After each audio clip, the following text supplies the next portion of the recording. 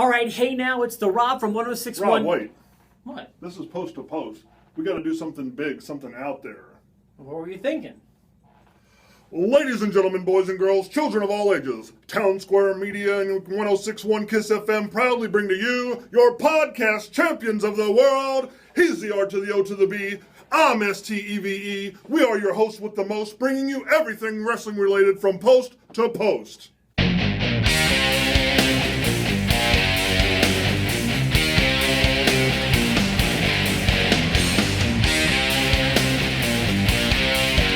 Hey, now it's the Rob from 106.1 KISS FM. Here's my tag team partner in podcasting.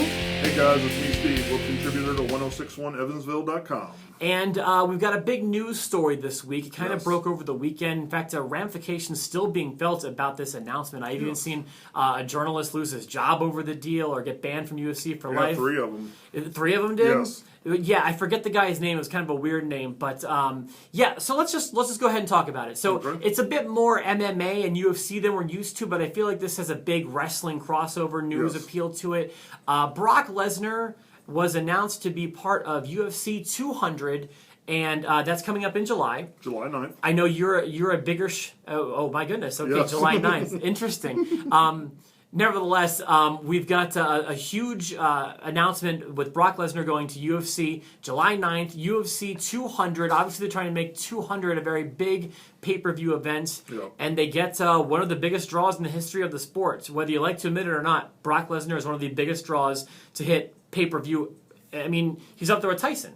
Yeah, you know, and UFC purists would hate to admit that. Yes. But Brock Lesnar sells tickets, and that's what Dana White's trying to do. Right. So there's a lot of interesting things. The most interesting aspect of this story to me is that Brock is still under contract to WWE, and this is not impacting that in any way, shape, or form. And I was thinking about this, talking to another friend about it, and I think I'm a little less surprised about this than other people are, and I'll explain why. I think that it's smart business for one or both of them, both being UFC and WWE. It's definitely smart for WWE, and it's kind of smart for UFC, and I'll tell you why. I think that in a lot of ways, for WWE, it's just kind of free advertising for SummerSlam. Yes. In fact, I would not be surprised if you see an ad run for the WWE network during the UFC pay-per-view, although I'm just speculating. I think that's part of the deal. And then either way, I expect WWE's making a boatload of money for this. Yeah. Now, let's just say they paid a lot of money for Brock Lesnar, which they did. I'm going to throw out an arbitrary number with no sort of fact behind it. Let's just say they're paying Brock $5 million for his 3 years. Okay.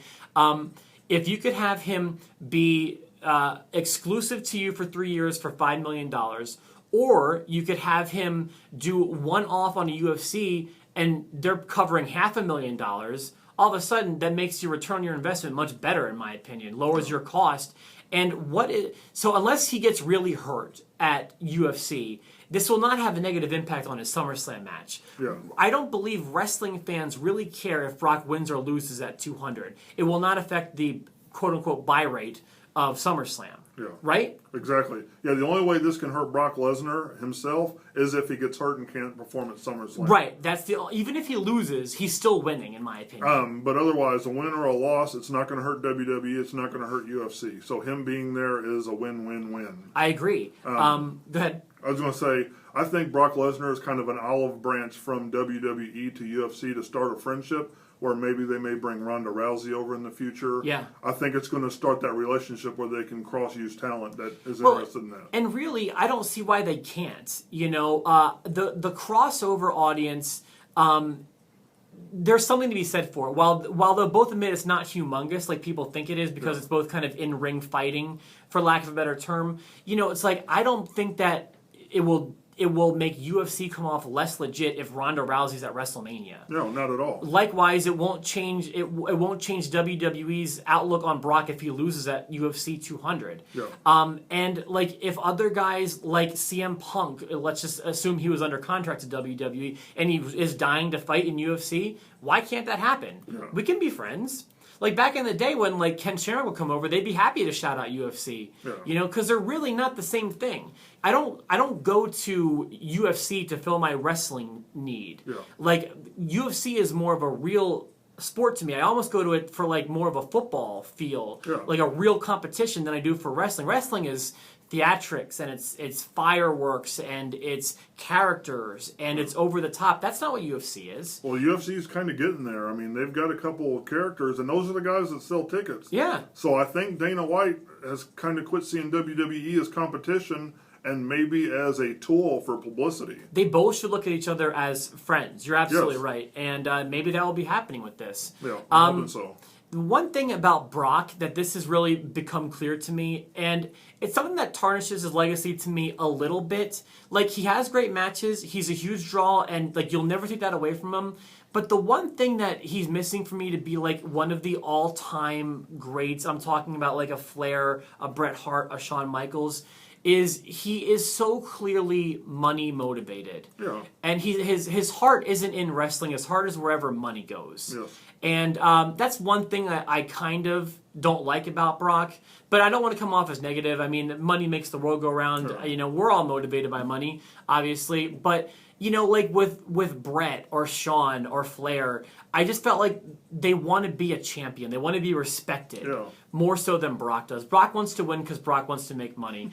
And that's kind of where he's at. You know, he's kind of honest about it, too, which I do respect. But that's one reason why I don't take that away from him is because he is upfront about it. So you know more about UFC than I do. I know that his announced opponent right now is Mark Hunt. Yeah. How's his brother Mike doing? I haven't heard about Mike in a few years. Okay.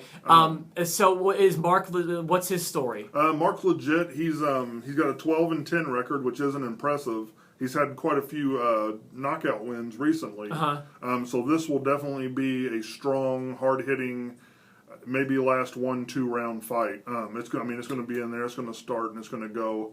And honestly, I'm a Brock fan, but he's got a 50-50 shot of winning.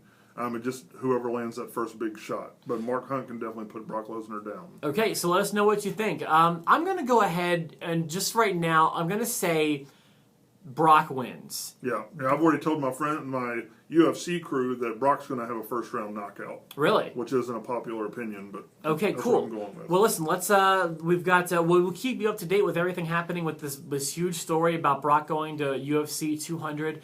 In the meantime, we'll have a bonus episode for you on Thursday, a post to post. So keep it right here for all of your wrestling news discussion right here in the Tri-State. For myself, the Rob, my tag team partner Steve. Eat, sleep, conquer, repeat.